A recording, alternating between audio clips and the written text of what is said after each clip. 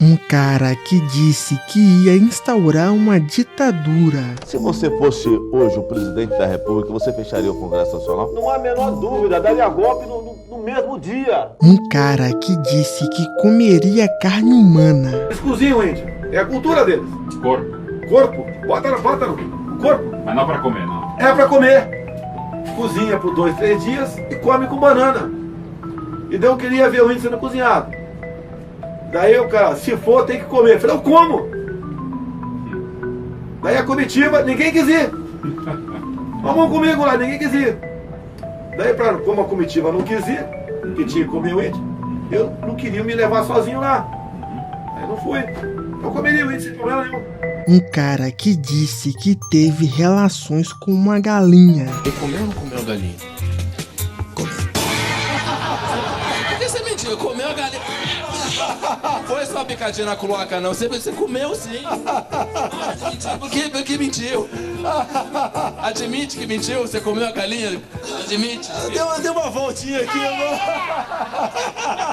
Como esse cara se tornou o nosso presidente? A resposta é simples. Bolsonaro estava na hora certa e no lugar certo, porque apesar de não ser muito inteligente e falar muita barbaridade, ele se apresentou como um político limpo que iria acabar com a corrupção, em um cenário em que a corrupção estava sendo escancarada pela Lava Jato. Jair aproveitou para surfar a onda. A Lava Jato foi o melhor esquema de marketing político já montado no Brasil. Mas a ascensão do mito não aconteceu de uma hora para outra. Ele contraria a lógica? Não, porque Bolsonaro, desde 2010, já estava se mexendo porque disse que Bolsonaro surgiu do nada em poucos dias, poucos meses. Não, desde 2010 estava se mexendo, era uma máscara estranha em busca de um tempo estranho. A falsa oposição política no Brasil tirava do seu povo o direito à escolha. Nós não vamos ter um candidato de direita na campanha.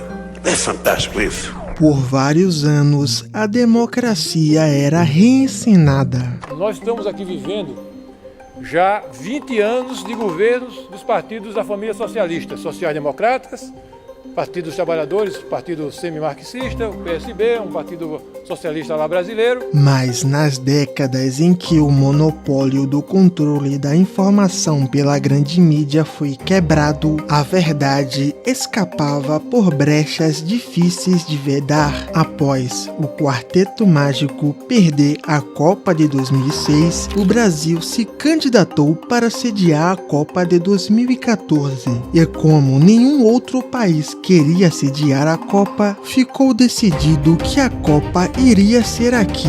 Só que a população não gostou muito da ideia. Aonde está o respeito e o fair play, por favor?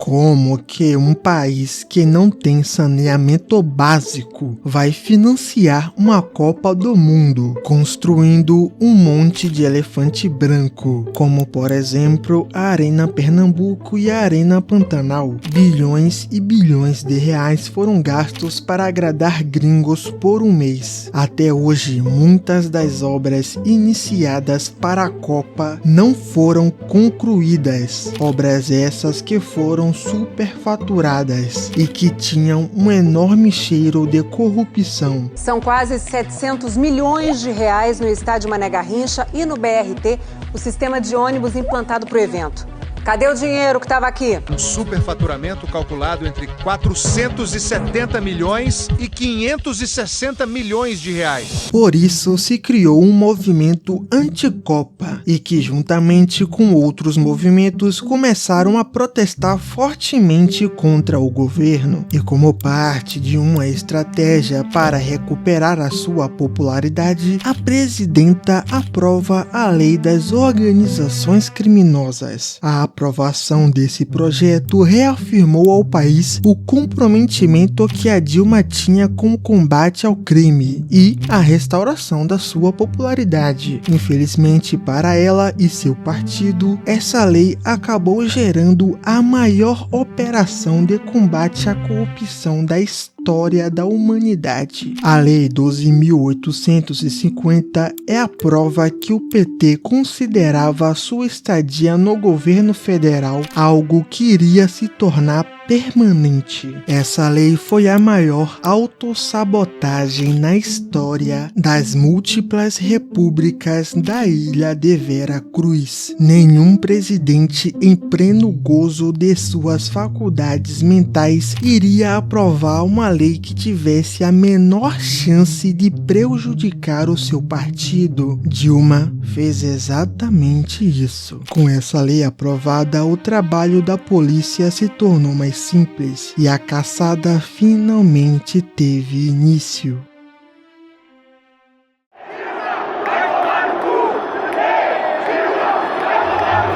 Dilma vai para a eleição de 2014 em um cenário de extrema desaprovação e com o avanço da Lava Jato, tudo estava prestes a piorar. A corrupção é o único pilar que sustenta a República Brasileira. As negociações de bastidores asseguraram os grandes ganhos financeiros para os mais diversos grupos que trabalham para a manutenção do status quo. Antes da Lava Jato, até tinham escândalos de corrupção que chegavam à mídia, mas ainda assim, na maior parte das vezes, tudo acabava em pizza. Porém, agora Roberto estava prestes a revelar em detalhes o maior esquema de corrupção e lavagem de dinheiro da história. Toda a elite política brasileira estava envolvida. Roberto explicou de maneira extremamente didática como funcionam todas as indicações políticas para as estatais. Há um limite de onde você pode chegar no funcionalismo público sendo um bom funcionário. Sem conexões políticas, você simplesmente nunca vai chegar a uma diretoria. Todas as posições relevantes são ocupadas por burocratas, cuja única função é desviar tudo o que for possível e favorecer certos grupos empresariais. Grupos esses que sempre fazem grandes doações para as campanhas políticas. Ou seja, os dois saem ganhando e quem paga é você. Aécio Neves e Dilma vão para o segundo turno. Os tucanos batiam na tecla de que o PT era corrupto e o PT não negava, apenas dizia que o PSDB também era. Uma estratégia não muito inteligente, porém os debates mais pareciam uma discussão de quinta série. O baixo nível chegou em outro patamar, com a nova narrativa de que os ataques do tucano contra Dilma eram motivados pelo fato de Dilma ser mulher. Eu não sei se ele teria coragem de ser tão grosseiro se o adversário dele fosse um homem. A tática dele é o seguinte: é partir para a agressão. Como antigamente tem uma experiência de vida, eu vou partir para a agressão. Meu negócio com mulher é assim, partir para cima agredindo, porque acho que a coisa pega mais. Os mavis petistas rapidamente começaram a espalhar essa narrativa. A campanha de destruição de reputação petista foi extremamente eficiente e o candidato que antes liderava nas pesquisas vai sendo rapidamente destruído. Uma verdadeira baixaria financiada com o seu dinheiro. Até que a Veja solta uma revista intitulada Eles Sabiam de Tudo. A delação premiada de Alberto Youssef acusava Dilma e Lula de saberem de tudo. O PT precisava dar uma resposta à revista Veja. Observe que é uma resposta à revista, não ao conteúdo da delação. As últimas horas de campanha seriam tentando se defender da acusação de participar do esquema. A véspera da eleição foi extremamente movimentado. Durante todo aquele dia, cerca de 200 militantes protestaram e depredaram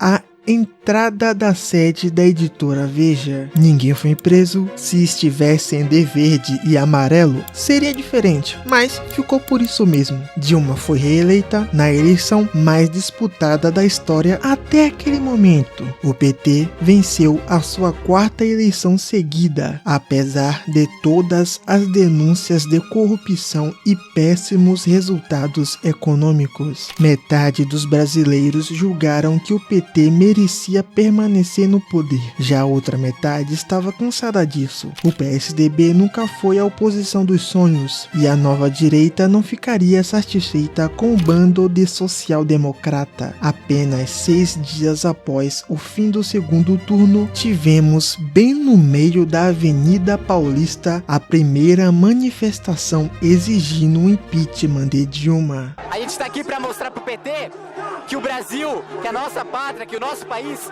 é maior do que qualquer partido político. Enquanto toda a elite política estava envolvida na Lava Jato, Jair Bolsonaro se via livre de qualquer corrupção. Tá na lista aí do Fachin? Pô, não tô de novo, pô, que decepção pra esquerda no Brasil. A petralhada vai chorar a noite toda hoje. Vai ter 2 pessoas maravilhosas aqui. O Carlos Aratini e Maria do Rosário. Mas o que é isso, Maria do Rosário? A papuda lhe espera. Boa estadia lá, valeu? Um forte abraço.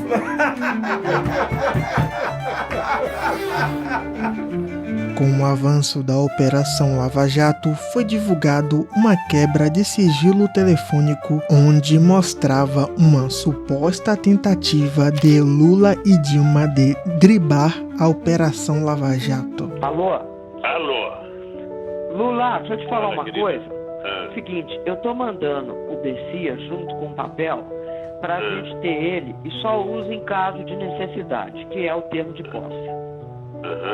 Tá? Tá bom, tá bom. Só isso, você espera aí que ele tá indo aí. Tá bom, tô aqui, fica aguardando. Tá? Tá bom. Tchau. Tchau, querida. O vazamento desse áudio caiu como uma bomba. A carta na manga era fazer Lula assumir como ministro e driblar a Lava Jato por meio do foro privilegiado. Mas não deu certo e ele é preso. E assim que o ex-presidente se entregou à Polícia Federal, houve comemoração em várias cidades do país. Lula na cadeia! Fogos de artifício no momento da confirmação da prisão do ex-presidente Lula. Já no começo da noite, você vê pelas imagens os fogos. Com a Lava Jato, o teatro foi exposto e a plateia não gostou do que viu. Desde que Dilma venceu em 2014, ficava claro que Dilma não iria conseguir governar, porque a Lava Jato estava acabando com a sua base de governo. E por isso, o Centrão se virou contra ela. E como a população já estava pedindo loucamente por um impeachment, o Centrão achou uma brecha para começar o processo do impeachment. E foi na votação do impeachment que foi apresentado para o público o próximo presidente eleito do Brasil, Jair Bolsonaro. Pela família e pela inocência das crianças em sala de aula que o PT nunca teve. Contra o comunismo, pela nossa liberdade. Contra o Foro de São Paulo, pela memória do coronel Carlos Alberto Brilhante Ustra, o pavor de Dilma Rousseff. Como vota, deputado? Pelo Exército de Caxias, pelas nossas Forças Armadas, por um Brasil acima de tudo e por Deus acima de todos, o meu voto é sim!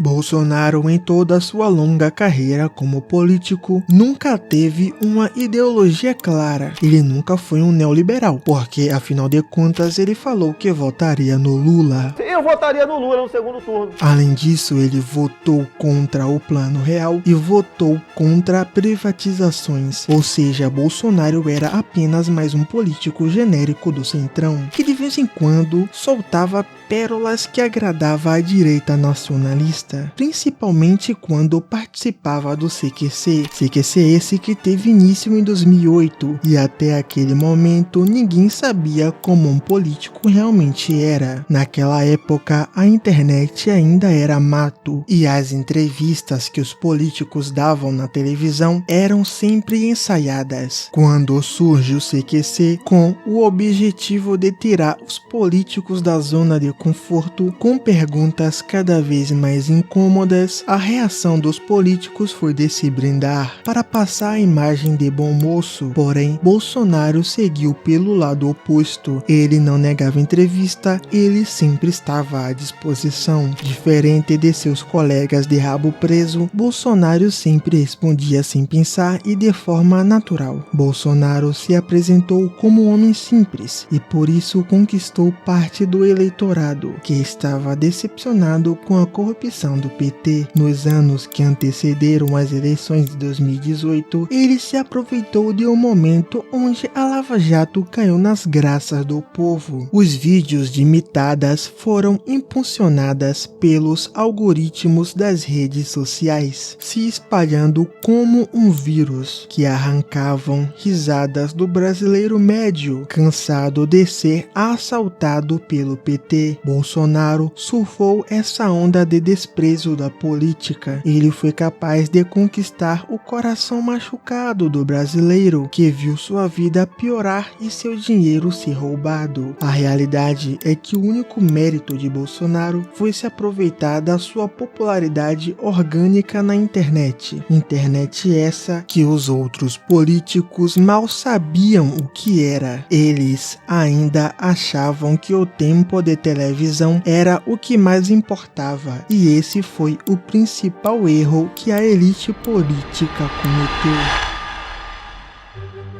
Os velhos ídolos deixam raízes difíceis de arrancar na imaginação de seus entusiastas, convencidos de que a prisão de Lula e o impeachment foram fabricados por uma grande conspiração. Sérgio Moro foi treinado nos Estados Unidos pelo FBI para realizar essa operação. Lula, que estava preso, continuou listado nas pesquisas em primeiro lugar. Então, para herdar esses votos, não bastava ser o candidato de Lula, tinha que ser Lula.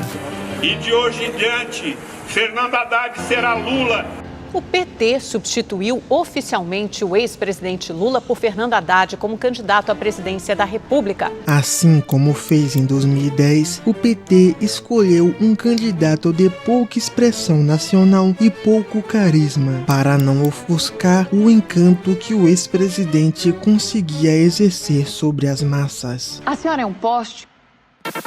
Depois do trauma com Michel Temer, o PT escolheu para vice uma aliada de todas as horas, com extrema fidelidade ideológica. Essa garota bonita. Ex-deputada Manuela Dávila, do Partido Comunista do Brasil. O Brasil precisa de um presidente honesto que afaste de vez o fantasma do comunismo. Jair Bolsonaro estava no seu 7º mandato de deputado e concorreu à presidência da República pelo seu 8º partido. Mesmo assim, ele estava se apresentando como um cara de fora da política. Ele se torna, o primeiro candidato independente da história política brasileira, porque não tinha partido, não tinha amarras internas. Em meio a candidatos que ostentavam experiência. Estamos aqui novamente depois de 4 anos. Eu fui ministro da Fazenda, ajudei o Real sob a liderança de Itamar Franco. Assumiu o Banco Central, depois na Fazenda e... Investimento é confiança. Enquanto Geraldo Alckmin tinha mais de 5 minutos de TV todos os dias, Bolsonaro tinha seus pequenos 8 segundos. Porém, enquanto na TV ele era irrelevante, na internet a coisa era completamente diferente. Nesse campo, o Bolsonaro era completamente dominante e a sua propaganda estava em todos os lugares.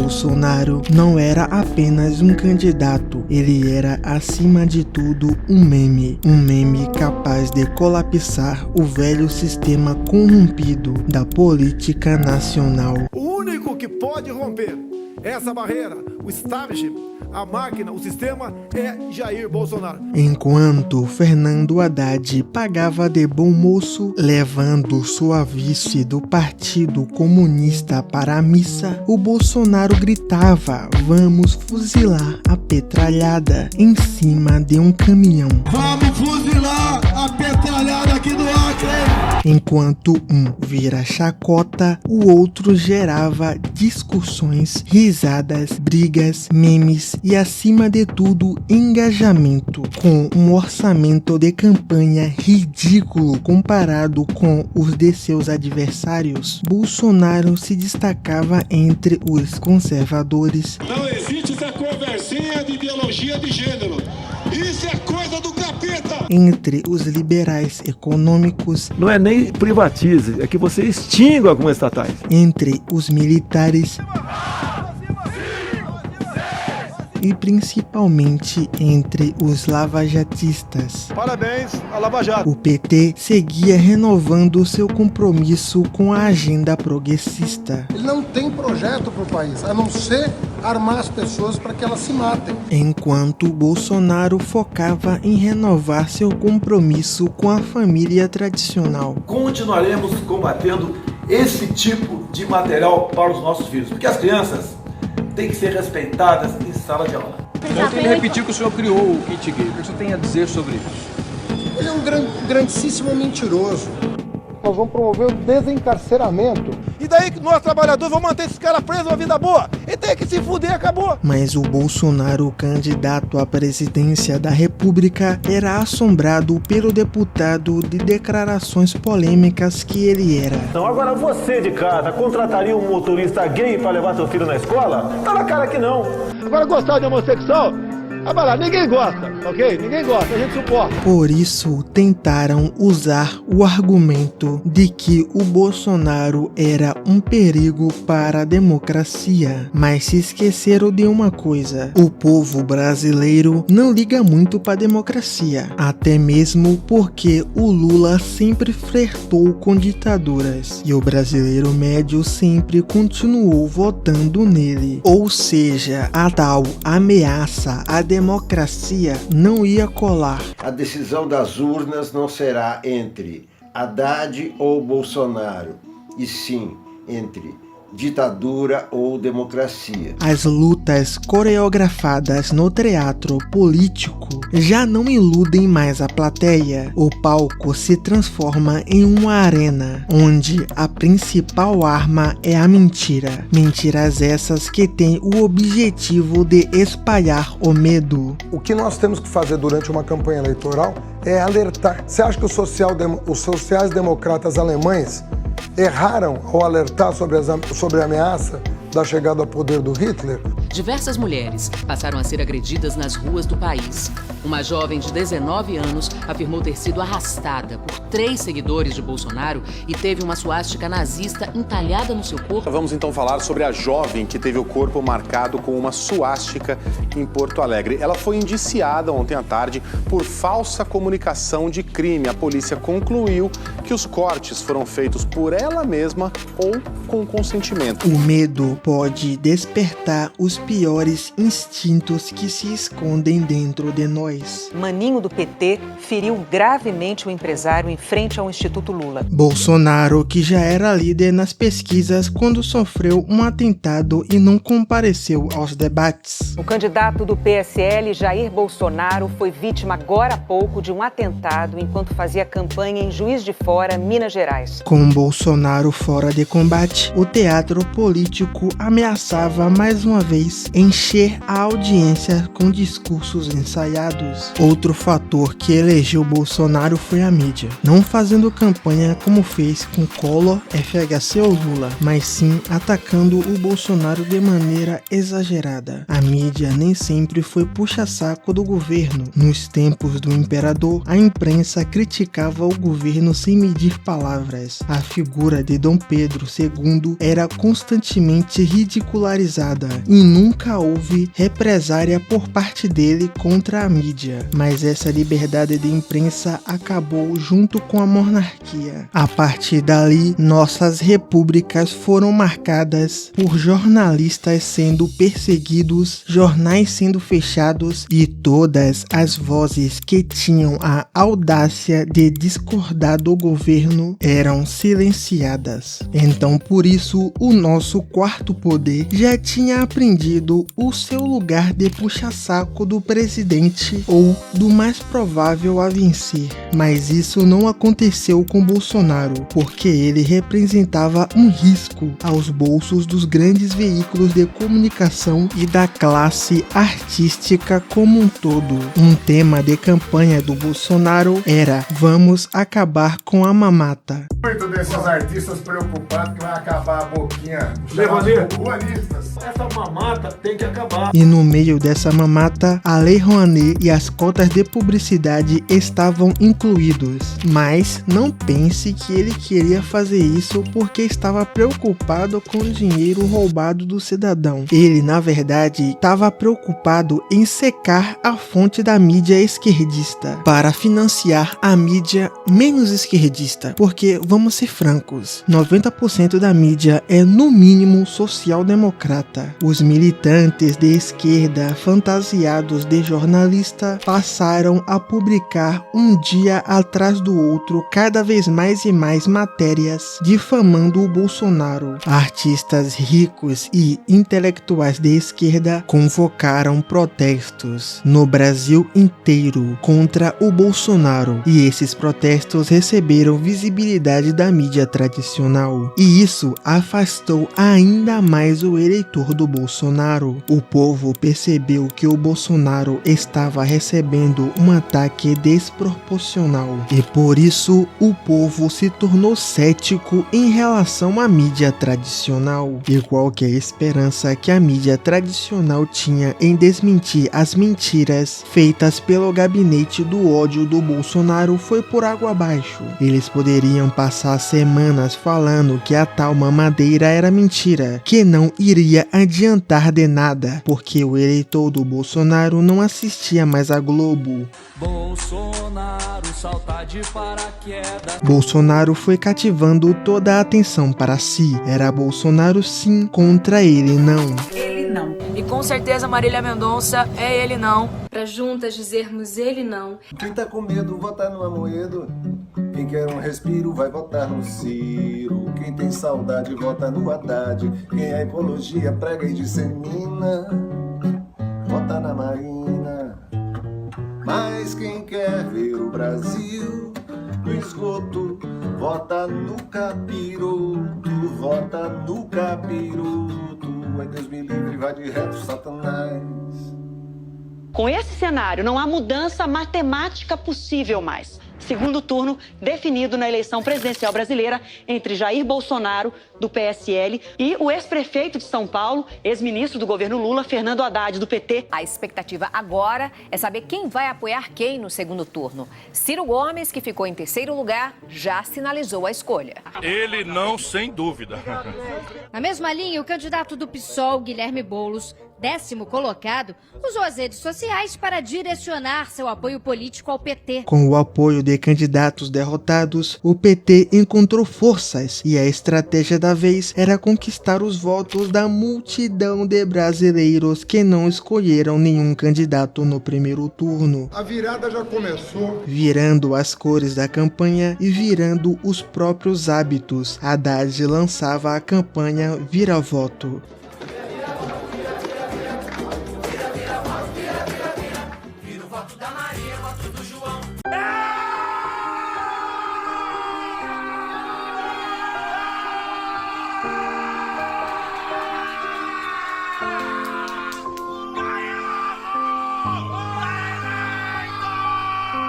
Nós finalmente vamos ter um país decente. É isso que todo brasileiro espera do Bolsonaro. Não, por favor, Bolsonaro não. Bolsonaro se torna presidente em 2018, mas as velhas ferramentas de poder deixam raízes difíceis de arrancar. E mesmo após todos os crimes que o PT cometeu, o PT voltou ao poder. Essa é a história do seu país.